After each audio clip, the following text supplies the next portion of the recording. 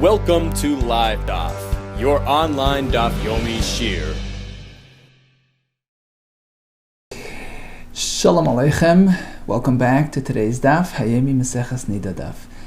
Tesvav, we begin around 20 lines off the top at the two dots. Rabbi Yehuda Benoi. So this relates back to Me'es Leis. A woman discovers Dam right now. She's tummy going forward. Minat Torah. With the Rabbanon, we apply a tumah of Me'es Leis, which renders her tummy in a limited form regarding if she was involved in Truma and Kachim. So regarding Taharis, she's considered tummy misafik because of the chance that perhaps this Dam was already here for a while, unnoticed. The question is whether this tumah with the Rabbanon of Me'es Leis that applies for the previous 24 hours affects her husband, who was with her during that period as well? Or is he spared from this tumah? So we have three shittas. Rabbi Akiva says it applies full force to the husband as well. We consider it as though he was involved with a NIDAH, in which case he gets a 7-day tumah, identical to her tumah. We have the other shita which says, well, it's only a limited tumah, as though he was negeya benida. It's just a 1-day tumah, as if he touched a nida. We have Rabbi Yehuda, who takes a totally different approach. He says, the husband, totally spared of any tumah. If he's a kohen, come on inside, be my guest, bring keteris in the Beis Hamikdash, without any concerns. Rabbi Yehuda benoi, shel Rabban Yochanan ben Zakkai Omer Bala, her husband, nichnas laheichal, he enters the heichal if he's a kohen, umaktik keteris, and brings the keteris. The question is, fine, so he's not severely tamei, as though he was involved with a nida, but he was in contact with a nida. At least he should have a din of an eigeya.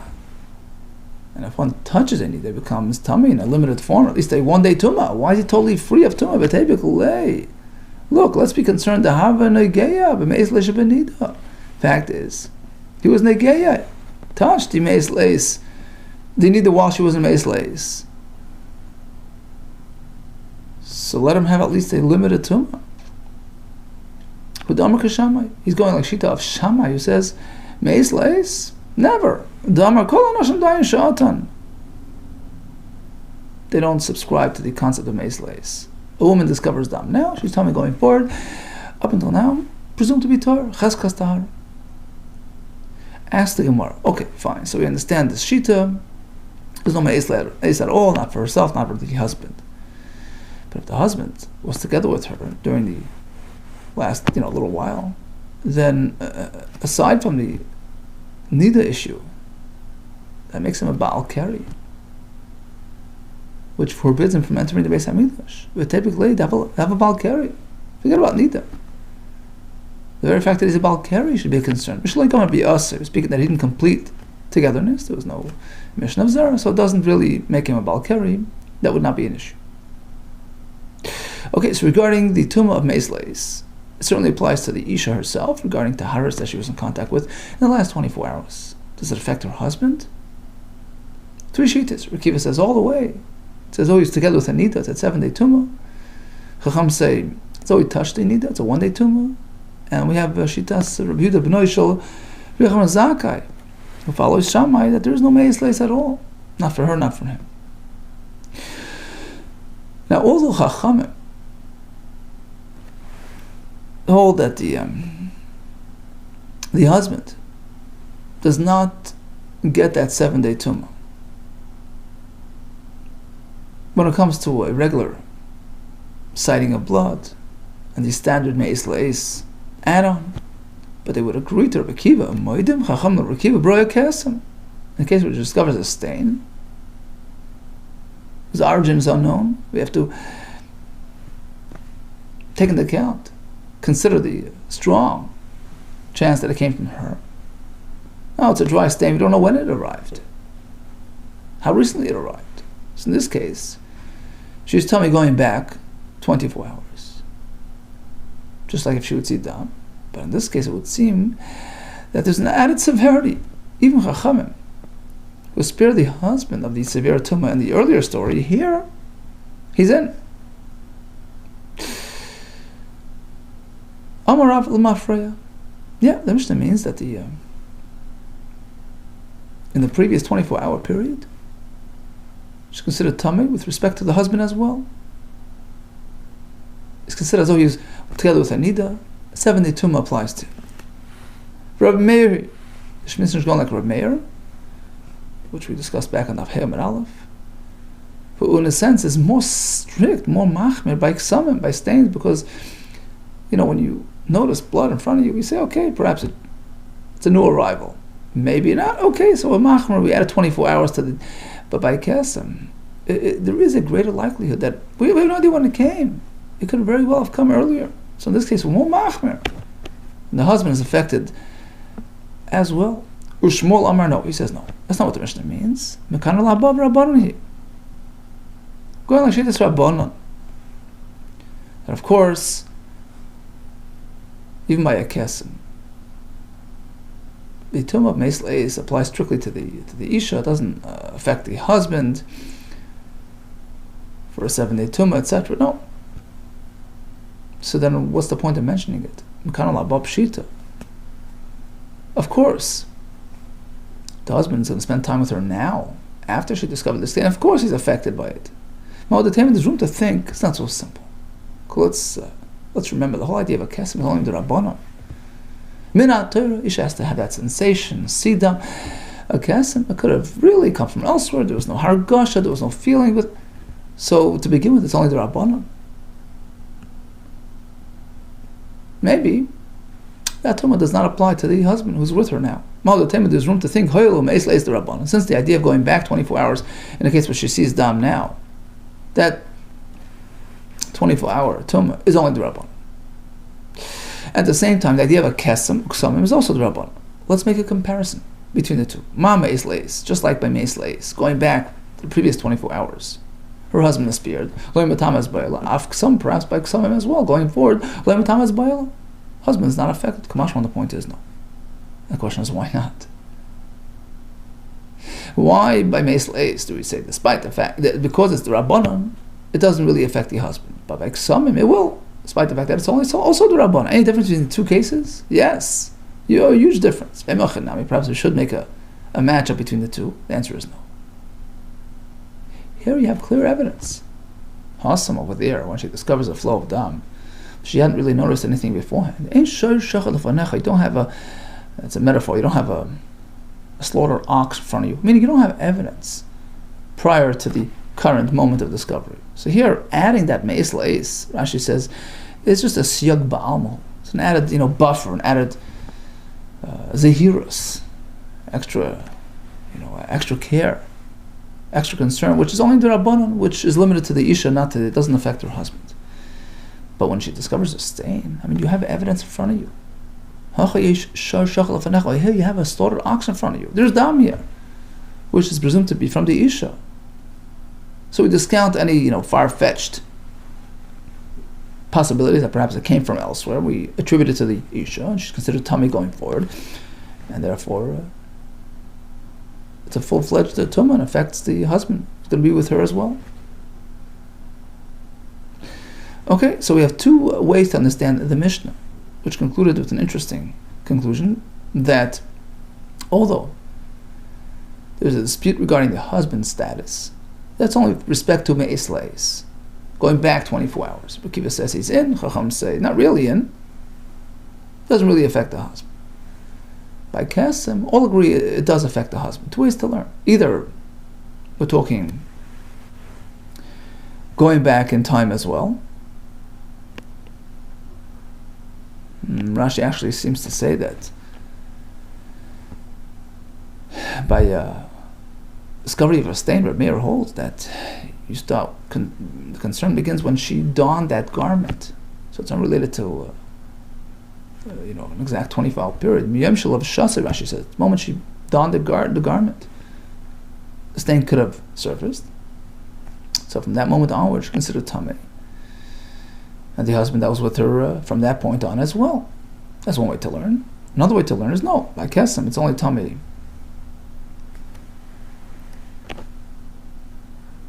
the husband is only affected mekan al hapa, going forward.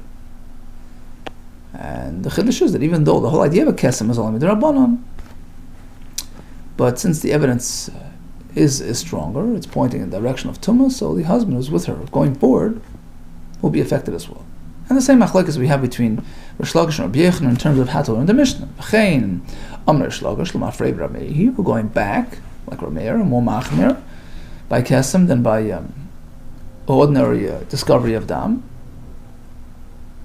And like we said, the reason being because the kesem could have come anytime, right?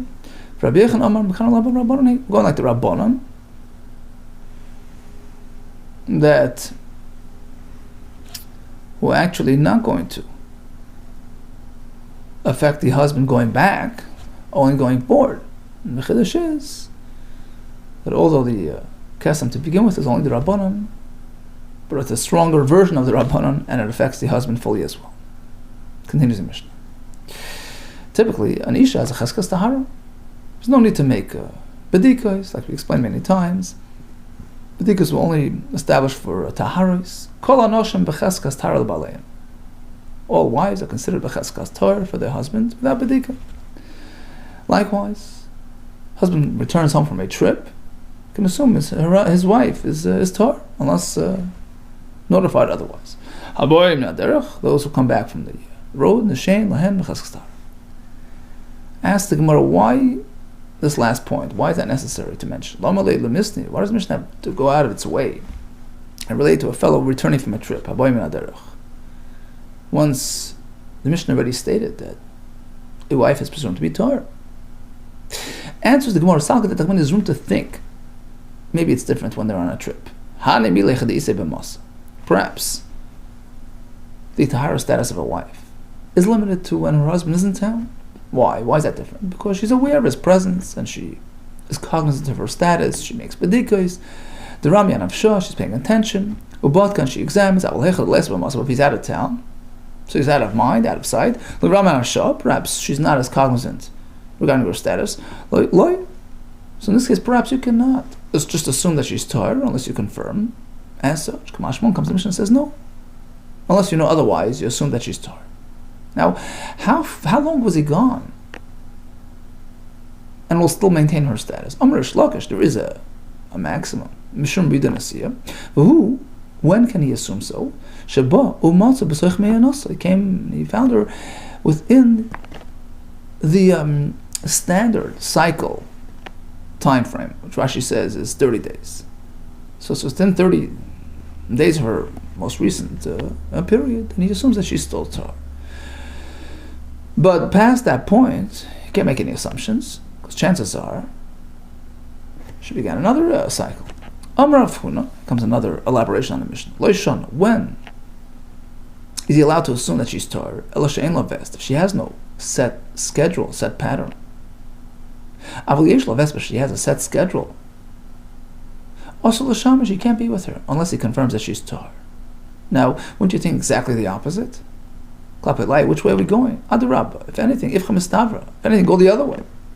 Ein lo vest, if she has no established pattern, then things are random. You have no idea. You can't just assume ein machazo. You should consider the chance that she saw dam while in his absence. Yesh la vest. But if she has a vest kvila, then she has an established system. Then he knows when, So if anything, the concern is less when she has an established pattern. Ella, rather, if it was said, it was as follows. When can he assume that she's tahara? That's if it's pre-Shas Vest. She's accustomed to saying on the 20th of a month. It's still before that, so he assumes that she's still tahara. But once the Vest day arrives, she's asur. Why? Says Rashi, the regular system is assumed to be working properly. We assume a period arrived on its destined, arrival date. Apparently, Rav Huna holds that the concept of considering an isha to be tamei on the day of the vest is minat Torah.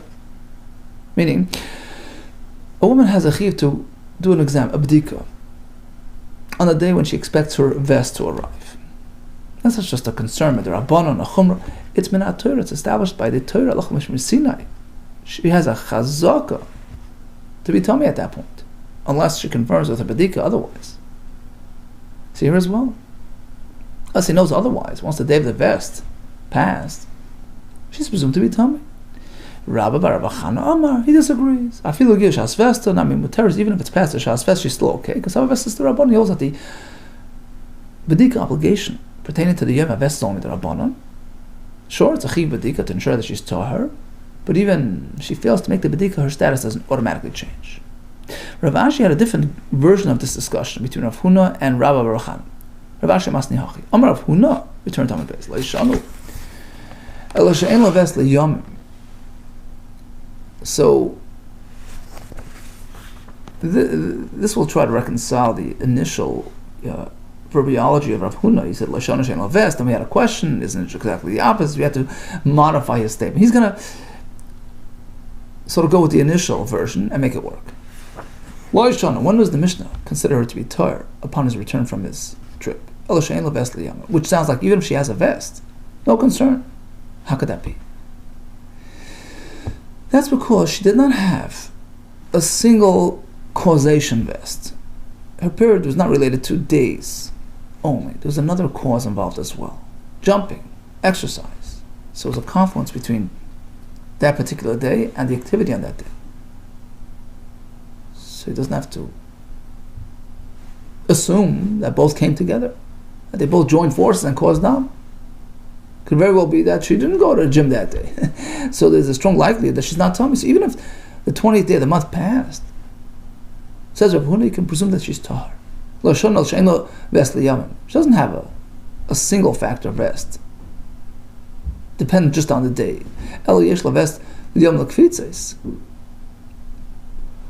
Her vest depends on the particular day of the month and the jumping. In this case, since the vest is also dependent upon activity, we can suggest, like Kafetz, she never jumped. She didn't have a period.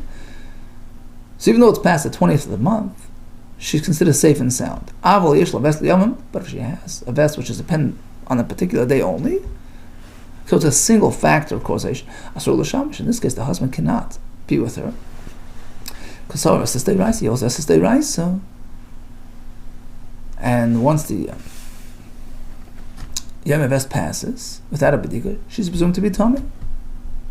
Rabba bar Chana Amar, no, he disagrees. I feel yesh vest liyamim, even if the vest depends on a particular day only, mutar, she's still okay even without a bedika. Why? And in this case, when he comes back home, he doesn't know whether she made a bedika or not. Right? Mutar, she's okay, because some of us is the Rabbanon. He holds that the idea of the vest concern is only the Rabbanon, which obligates her to make a bedika. So even if she would not have made a bedika, she's still tahar. Certainly in this case, when he doesn't know whether she made it or not, and then of course she's tahar. Whereas Rav Huna says, no, vest is stay raisa. And since the day of the vest passed, he has to confirm that she made a bedika. Otherwise, she has a status change and presumed to be tummy. Okay, so we have a Mishnah that a husband who was absent for a while comes back, we said, within 30 days of the last period. What should he assume? Mishnah says he considers her tahar without even asking. On which we have a machlekes between Rav Huna, who says vestes de raisa, so if the yom vest has passed, we have to assume there was a status change, unless confirmed otherwise. And in the next elaboration, the Gemara was clarified that it's only a concern if the vest is dependent upon yomim, but if it's dependent upon jumping, then we don't have to concern ourselves with that possibility. Whereas Rabba bar Chana says, vest is the Rabbanon. So even if you're past the yom vest, it doesn't denote an automatic status change. In this case, you can assume that she's tahar. Continues the Gemara. Amar Rav Shmuel Mishmed Rabbi Yechanan. She quotes Rabbi Yechanan. Isha sheish la vest. A woman who has a set pattern. Bala machashiv ime vest avoleh. So some Farshim learn, even if you say vest is deiraisa, comes back home, and according to his calculation, let's say the vest was the 20th day of the month, and it's already enough time to get through it, and 7 days to be toivel. So you can assume that she was, even if she had a period, she was already toivel and she's tahar, without even asking. Ishesh la vest, bala machash, the husband could calculate the vesta, the days of the vest, the time it takes to get through that stage, and to be toivel, abola, could be with her. Amalei Rav Shmuel bar Yebel Rabbi Abba. So he had a question on Rabbi Yechanan's statement. Basically, what he's saying is, even if there was tumah, we can assume by the same token, she was matayar herself. That applies to everybody. Amar Rabbi Yechan applied his concept of filo yalda to a young woman, young girl, the beziza, the mitbal, was shameful to be toivel, who has to be encouraged to do so. Husband has to typically be around to encourage her. In this case, he wasn't around, so shall we assume that she went through the system? Amalei says, yeah, even in this case. You know why? Let me explain to you. Atu vadei rasa. Do we know for a fact that she had a riyah, that she was tamei? Atu vadei rasa miyam Rabbi Yechanan. Eimod am Rabbi Yechanan. You see, Rabbi Yechanan wasn't speaking when it was confirmed that she had a riyah. Eimod am Rabbi Yechanan safek rasa. You have to understand, Rabbi Yechanan, we can say he was talking when it was safek rasa. Safek lo rasa, maybe yeah, maybe not. That's one element of doubt. Add to that the possibility that even if she had tumah, she was toivel. It's like a double suffix, right? Even if she had a riyah, we can suggest that she was toivel. So since to begin with it was just a suffix, so that could be equally overridden by the suffix that she became tar. But certainly if she was definitely tamei, in that case you can't just assume that she was toivel, because it's a suffix trying to address a vadai, and that you can't do. Havli suffix, v'vadai. So you have an equation containing a suffix trying to override a vadai, and that doesn't happen. Ve'in suffix misli vadai. The suffix can't override a vadai. Okay, so in conclusion, Rabbi Yechan teaches us that it seems like even if she has a vest, but if enough time lapsed for her to have addressed it with a tefillah, you can assume that she's safe and sound, because we're not speaking that we know there was dam. Maybe, okay, so maybe there was dam, maybe there wasn't, even if there was, maybe she was toivel. So a suffix can override another suffix, but cannot override a vadai. Really, V'loi? No, Vatani, listen to this price, a chaver, an upstanding fellow, reliable fellow, who adheres to the halachas of truma and master to the utmost. He would never release material which was not, meiser. He wouldn't. He passes away. Chaver shemes v'niach megura malei aperis. He left behind a whole storage full of produce, and we don't know whether he had already removed the truma and the master, or is it forbidden? Is it tevel? I feel him even if it's a 1-day-old material. We assume that he had already addressed the issues. I wouldn't risk leaving his material around lest somebody eat it inadvertently, but be'isr. And by the way, the Yerushalmi says that we're speaking that he passed away, peacefully, with full awareness and cognizance. It wasn't just an accident.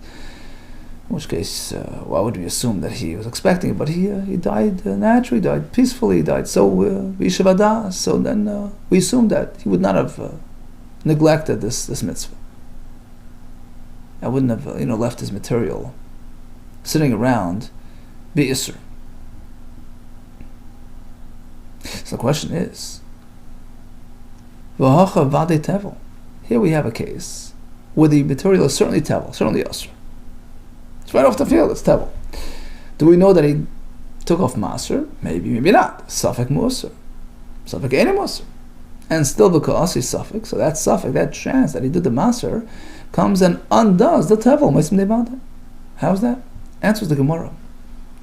One of two answers. Either it's a vade versus a vade, or it's a safek versus a safek. It's not a safek trying to address a vade. How? Hasan vade v'vade. There it's a vade versus a vade.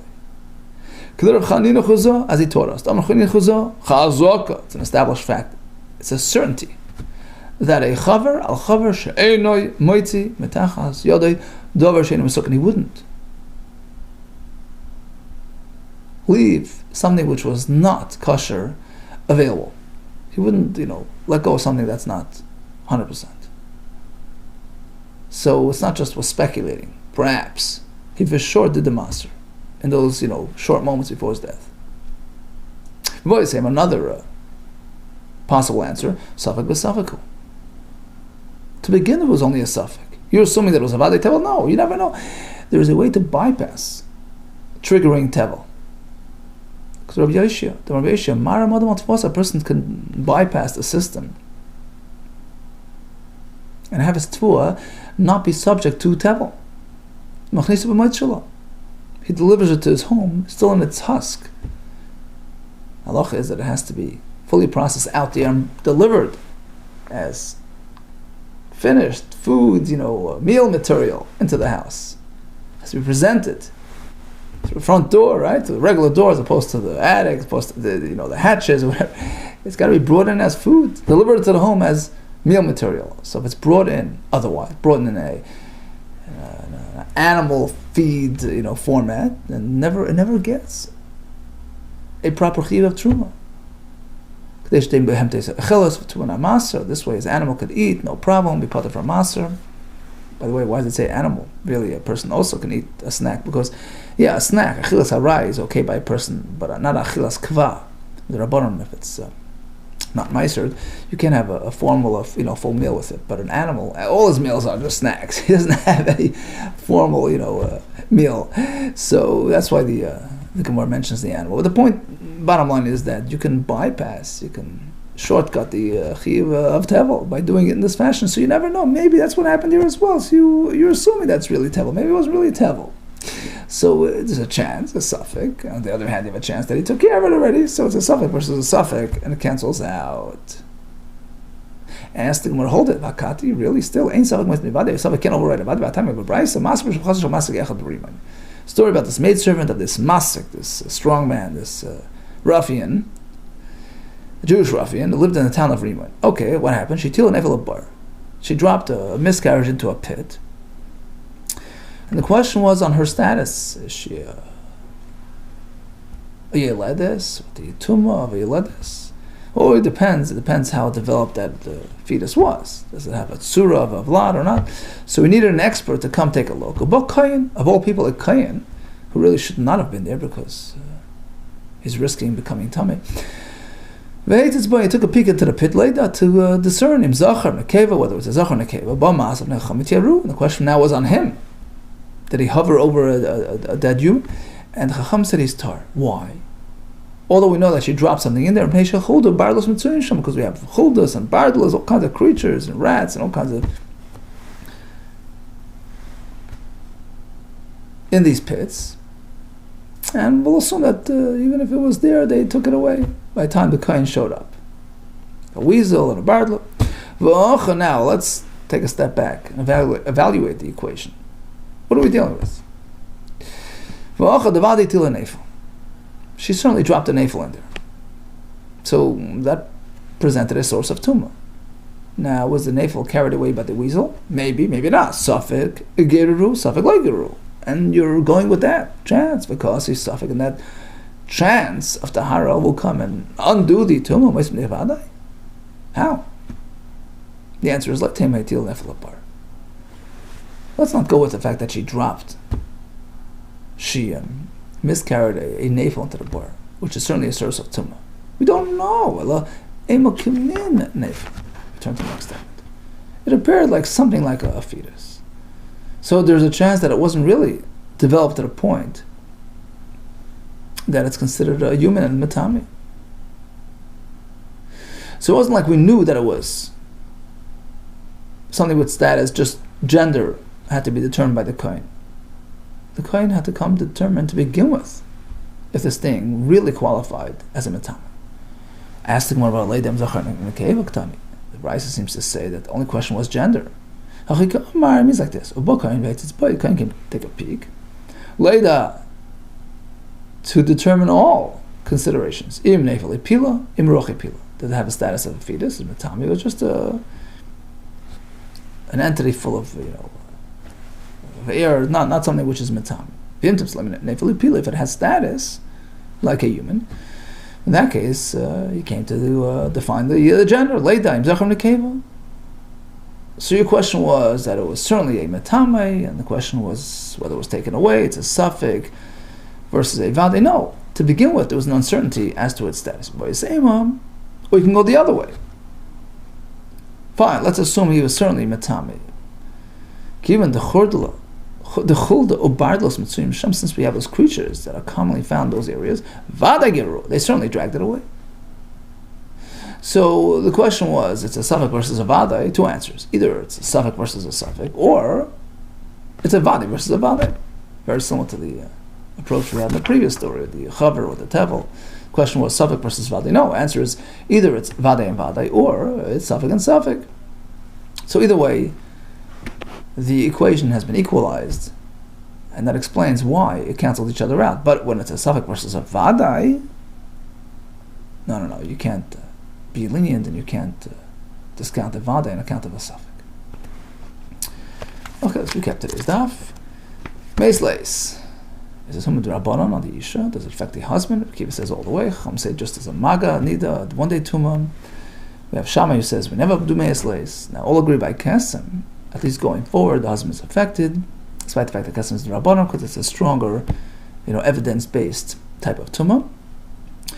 Husband returning from absence can presume his wife is tahor.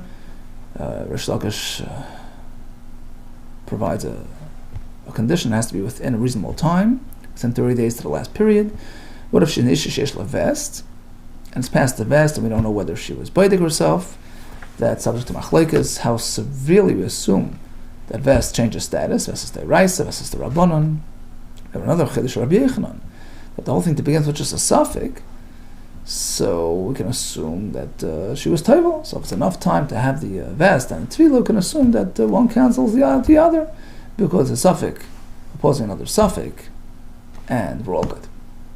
All the best to you, and atzlacha rabbah.